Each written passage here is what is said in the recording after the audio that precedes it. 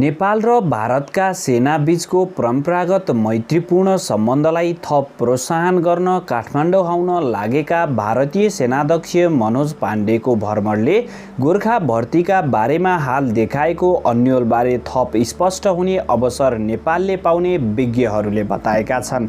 दर्शकबिन, आउनुहोस् आज भारतीय सेनाध्यक्ष मनोज पाण्डे काठमाडौँ आउँदै गरेको र नेपालले गोर्खा भर्तीबारे सोध्नै पर्ने प्रश्नहरू के हुन् भन्ने बारेमा विस्तृत रूपमा बुझ्ने प्रयास गरौँ।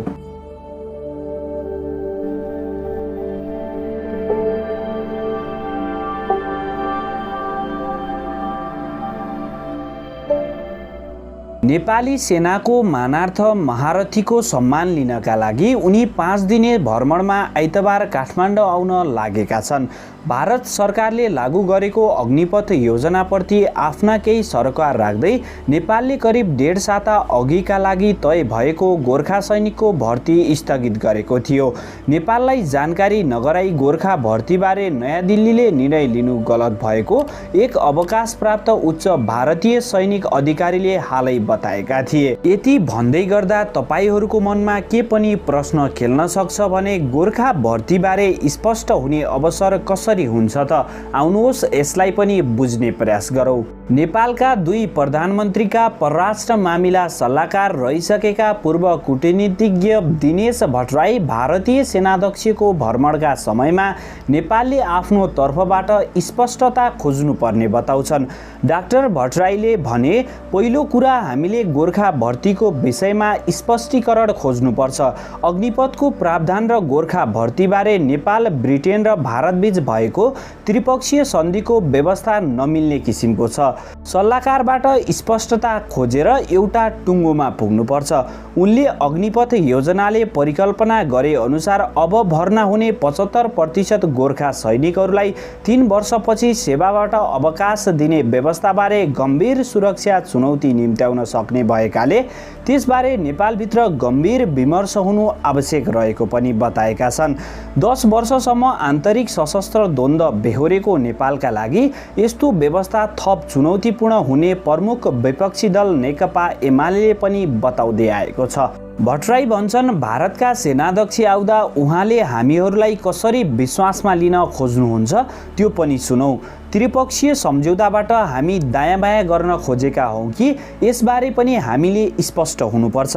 चुनाव आइसकेकाले यस्तो महत्त्वपूर्ण र सुरक्षामा दीर्घकालीन असर पर्ने कुरालाई लिएर हामीले चुनावसम्म पर्खदा राम्रो हुन्छ। भारतीय सेनाका अवकाश प्राप्त मेजर जनरल अशोक मेहताले अग्निपथ योजनाले नेपाल र भारतका सैनिक बीच कुनै पनि विभेद नगर्ने भएकाले यो त्रिपक्षीय सन्धि विपरीत नभएको तर्क गरेका थिए। तर यस्तो संवेदनशील मुद्दामा नेपाल जस्तो नजिकको मित्रसँग छलफल नगरी एकपक्षीय रूपमा निर्णय लिनु गलत भएको उनको धारणा थियो। हाल भारतीय सेनाको गोर्खा बी ग्रेडमा 7 वटा रेजिमेन्ट छन्। नेसनल राइफल सहित 43 वटा बटालियनमा 40,000 भन्दा बढी गोर्खा सैनिक कार्यरत रहेको बताइन्छ। तर भर्ना हुने मध्ये 60% नेपालबाट र 40% कुमाउँ र गढवाल जस्ता क्षेत्रबाट चयन हुने गरेका छन्। आउनुहोस् गोर्खाका कारण नेपालले आर्जन गरेको शक्तिलाई पनि बुझ्ने प्रयास गरौँ। नेपाली सेनाका अवकाश प्राप्त उपरथी हिमालय थापाले नेपाल र भारत सम्बन्धमा गोर्खा सैनिकको विशेष भूमिका रहेकाले यसबारे संवेदनशील ढङ्गले निर्णय गर्नुपर्ने बताउँछन्। उनले भने, हामीले के बुझ्नुपर्छ भने भारतले आफ्नो रक्षा संयन्त्रलाई आफ्नो देशको स्वार्थले हेर्छ। हाम्रो देशका युवाहरू त्यहाँको सेनामा गएर सेवा गर्छन्, त्यो अलग कुरा हो। त्रिपक्षीय सन्धिले यसलाई निर्देशन गरेको भए पनि पछिल्ला वर्षहरूमा ब्रिटेन र भारत दुवैको सेनामा गोर्खाहरूको भर्ती घटेर गएको छ। उनले भारतीय सेनाध्यक्षको भ्रमणमा गोर्खा भर्तीबारे देखाएको अन्योलबारे छलफल हुने आफूलाई लागेको बताएका छन्। अवकाश प्राप्त उपरती थापा भन्छन्, हामीले के पनि बिर्सिनु हुन्न भने गोर्खा भर्ती भनेको हाम्रा लागि एउटा परिस्थिति आफ्नो पक्षमा पार्ने साधन जस्तो पनि हो। हामीले भारतलाई हाम्रा गोर्खाहरू त्यहाँ छन् है भनेर सधैँ भन्न सक्छौँ। हाम्रा लागि एक किसिमको फाइदा भए पनि उनीहरूलाई बोझ जस्तो लागेर हटाउन खोजेको पो हो कि भन्ने बारेमा सूक्ष्म तरिकाले विश्लेषण हुनुपर्छ।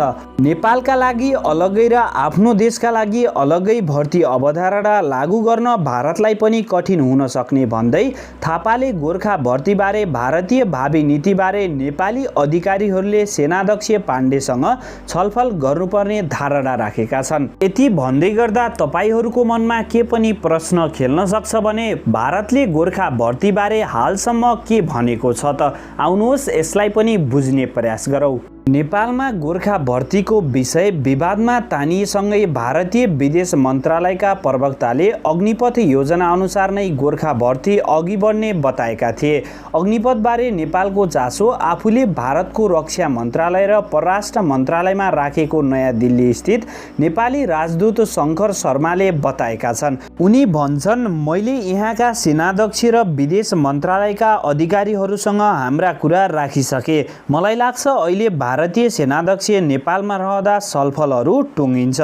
राजदूत शर्माका अनुसार अग्निपथ योजनाले त्रिपक्षीय सन्धिलाई कस्तो प्रभाव पार्छ भनेर नेपालले भारतसँग जिज्ञासा राखेको छ। 4 वर्षमा नेपालीहरू अवकाश हुँदै गएपछि उनीहरूको व्यवस्थापन कसरी गर्ने भन्ने हाम्रो प्रश्न हो। भारतले अग्निपथ योजनाबारे सेनाध्यक्ष पाण्डेको भ्रमणमा छलफल हुन्छ कि हुँदैन भन्ने बारे केही बताएको छैन। यति भन्दै गर्दा तपाईहरू को मनमा के पनि प्रश्न खेल्न सक्छ भने भारतीय सेनाध्यक्ष मनोज पाण्डे नेपाल आखिर किन आउन लागेका हुन्? आउनुहोस् यसलाई पनि बुझ्ने प्रयास गरौँ। पाण्डेलाई नेपाली सेनाको मानार्थ प्रमुखको सम्मान हुँदैछ। नेपाली सेनाले 5 सदस्यीय प्रतिमण्डलका साथ आउने सेनाध्यक्ष पाण्डेले राष्ट्रपति विद्यादेवी भण्डारी र प्रधानमन्त्री शेरबहादुर देउवासँग भेटवार्ताको कार्यक्रम रहेको जनाएका छन्। नेपाल र भारतका सेनाबीच कायम परम्परा अनुसार राष्ट्रपति भण्डारीले भारतीय सेनाध्यक्षलाई नेपाली सेनाको महारथीको दर्जा प्रदान गर्ने कार्यक्रम छ। राष्ट्रपति भण्डारीले पाण्डेलाई नेपाली सेनाको महारथी दर्जाको दर्ज्यानी चिन्ह, खड्ग र प्रमाणपत्र प्रदान गर्नेछिन्। उनी नेपालको सेनाको महारथीको सम्मान पाउने 19औं भारतीय सेनाध्यक्ष हुनेछन्। सन् 1950 मा भारतीय सेनाका प्रमुख कमान्डर इन चीफ केएम करिफालाई नेपाली सेनाको मानार्थ महारथीको सम्मान दिएको थियो। सन् 1969 मा नेपाली सेनाका प्रधान सेनापति सुरेन्द्र बहादुर शाहले पहिलो पटक भारतीय सेनाको मानार्थ महारथीको पाएका थिए। त्यसयता निरन्तर कायम रहेको उक्त परम्परा पहिलो जनआन्दोलनपछि भारतले नाकाबन्दी लगाएको समयमा भङ्ग भएको थियो। सन् 2021 मा नेपाली सेनाका प्रधान सेनापति प्रभुराम शर्मा भारतीय सेनाको मानार्थ महारथीको सम्मान पाउने 15औं नेपाली सेनाका प्रमुख बनेका थिए। नेपाल भारत बीच सैन्य सहयोग आदान प्रदानको अवस्था। नेपाली सेनाको आधुनिक संगठनात्मक संरचना निर्माणका लागि कुनै बेला आफ्नो सैनिक मिसन काठमाडौँमा खटाएको भारत नेपालको सबैभन्दा पुरानो सैनिक साझेदार हो। सन् 1989-90 यता विभिन्न दर्जाका लगभग 3800 जनाले भारतमा विभिन्न सैनिक तालिमहरू लिएका नेपाली सेनाले जनाएको छ। विगत 12 वर्षमा द्विपक्षीय सुरक्षा मामिला सम्बन्धी संसद संयन्त्र मार्फत भारतले नेपाललाई छुटमा झण्डै पौने 10 अर्ब रुपियाँ मूल्य बराबरको सैनिक सामग्रीहरू उपलब्ध गराएको छ। ती सामग्रीको 40% मूल्य अर्थात् 3 अर्ब 90 करोड रुपियाँ नेपालले तिर्नु परेको नेपाली सेनाको भनाइ छ। आफ्ना सेनाध्यक्षको भ्रमणका बेला भारतले सहुलियत दरमा दिने भनेको 22 करोड रुपियाँ भन्दा बढीको सैन्य सामग्री नेपाली सेनालाई हस्तान्तरण गर्न लागेको छ। आशा गर्छु तपाईहरूलाई एउटा समय सान्दर्भिक महत्त्वपूर्ण विषययुक्त भिडियो राम्रो लाग्यो होला।